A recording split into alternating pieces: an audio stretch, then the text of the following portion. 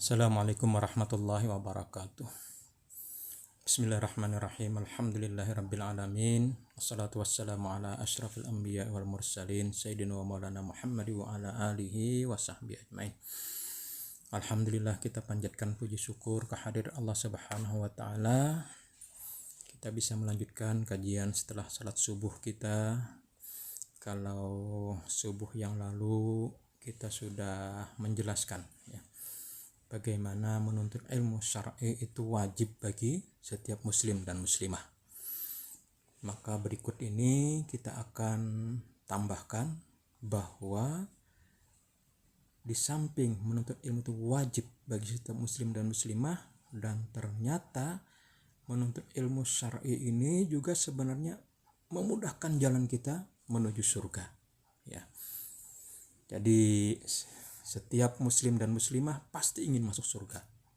Maka jalan untuk masuk surga itu salah satu caranya yang termudah, tuntutlah ilmu syar'i. Perhatikan sabda Rasulullah sallallahu alaihi wasallam. Man naffasa an mu'minin kurbatan min kurabid dunya, naffasallahu anhu kurbatan min kurabi yaumil qiyamah. Wa man yassara ala mu'sir yassarallahu alaihi fid dunya wal akhirah. Wa man satara musliman satarahullahu fid dunya wal akhirah. Wallahu fi aunil abdi ma kana al abdu fi auni akhihi.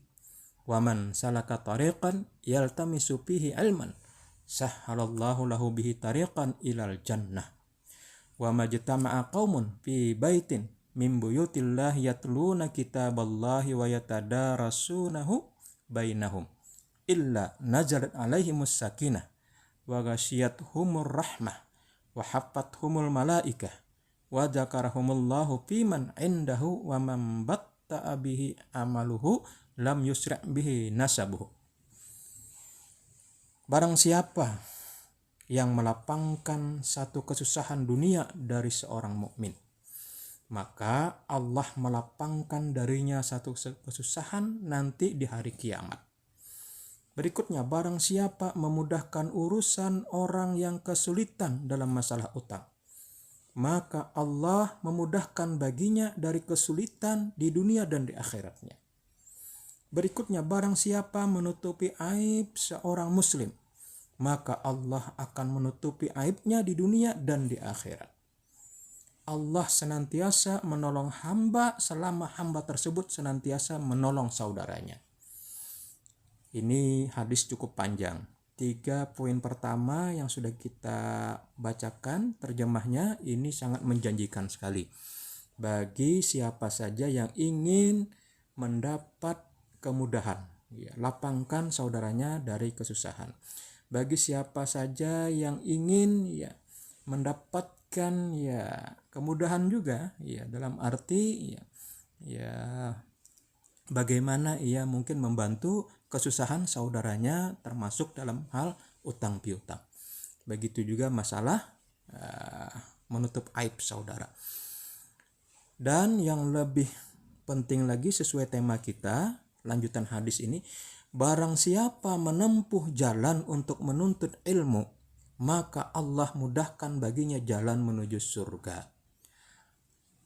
Wa man salaka tariqan yaltamisu fihi ilman sahhalallahu lahu bihi tariqan ilal jannah.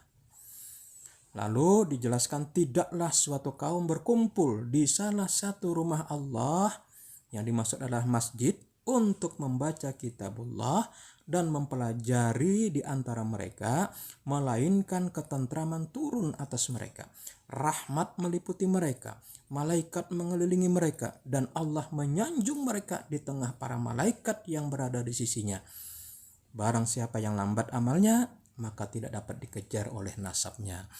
Hadis sahih riwayat Muslim, Ahmad, Abu Dawud, Tirmizi, Ibnu Majah, Ibnu Hibban, dari sahabat Abu Hurairah radhiyallahu an. Luar biasa kandungan hadis ini terkait masalah ilmu. Kalau kita memang benar-benar berusaha untuk menuntut ilmu, ini insya Allah jalan mudah menuju surga. Dan tidak hanya seperti itu. Di saat kita berkumpul ya di masjid, di rumah Allah untuk membaca kitabullah, mempelajari kitabullah ya, ayat-ayatnya, sunnah-sunnah nabinya, kemudian insya Allah ya di saat itu kita akan mendapat ketentraman ya. Rahmat Allah meliputi kita, malaikat mengelilingi kita, dan Allah menyanjung kita di tengah para malaikatnya. Ya, luar biasa sekali. Nah, di dalam hadis ini terdapat janji Allah Azza wa Jalla bahwa bagi orang-orang yang berjalan dalam rangka menuntut ilmu syar'i, maka Allah akan memudahkan jalan baginya menuju surga. Nah, apa yang dimaksud dengan menempuh jalan untuk menuntut ilmu? Ini mempunyai dua makna. Pertama, menempuh jalan dengan artian yang sebenarnya, yaitu berjalan kaki menuju majelis-majelis ilmu di mana di situ disampaikan oleh ilmu para ulama. Itu makna yang pertama. Makna yang kedua yaitu menempuh cara bagaimana menghantarkan seseorang untuk mendapatkan ilmu.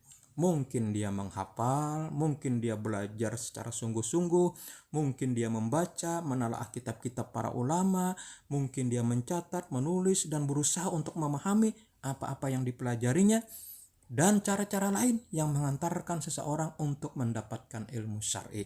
Itulah yang dimaksud dengan menempuh jalan untuk menuntut ilmu.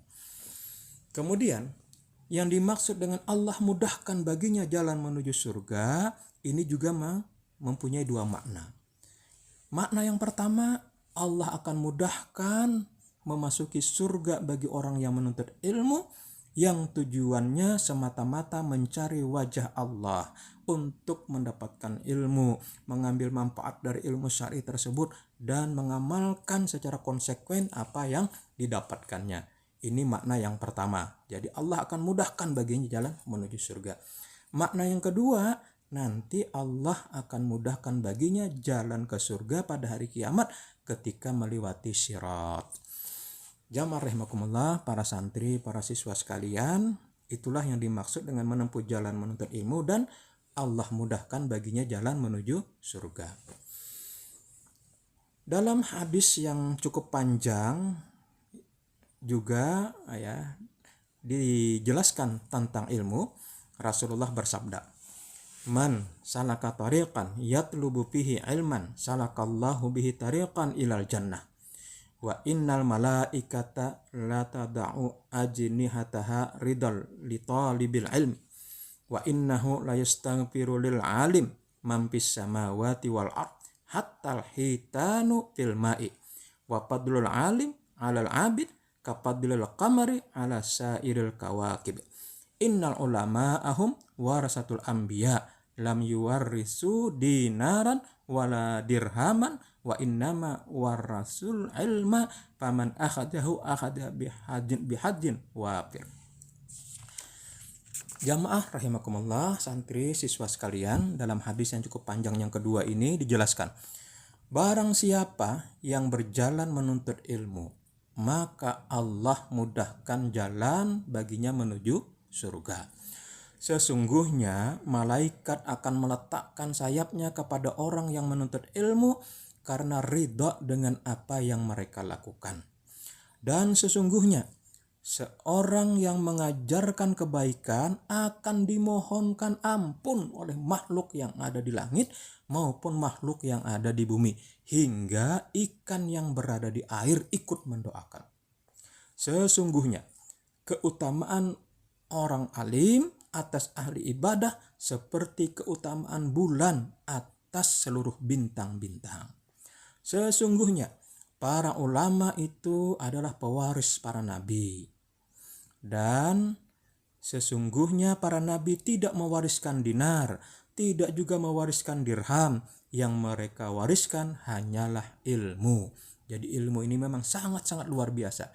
Inilah warisan setelah kenabian. Ya, jadi sangat-sangat luar biasa sekali.